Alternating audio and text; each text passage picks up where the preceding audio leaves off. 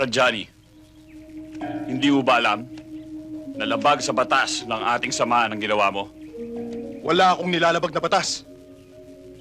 Lahat ng sundalo, lahat ng Kristiyano'y kalaban. May prinsipyo tayo pinaglalaban. Pero ang ginawa mo sa babaeng yon, sa sundalong yon, ay hindi gawain ng isang taong may prinsipyo. Kundi gawain ng isang tulisan, isang kriminal. At tayo'y hindi tulisan. At lalong hindi mga Moro. Naintindihan mo? Tayo'y mga Muslim. Wala akong pinagsisisihan sa ginawa ko, Commander Malik.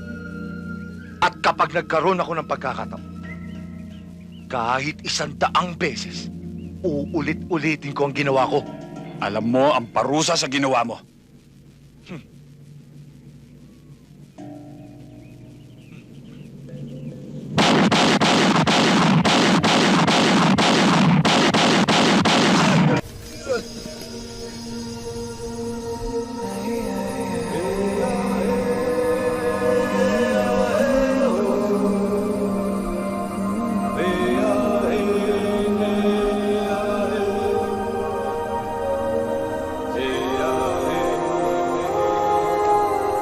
Kailangan pa bang bumuhos ang dugo ng isang Muslim?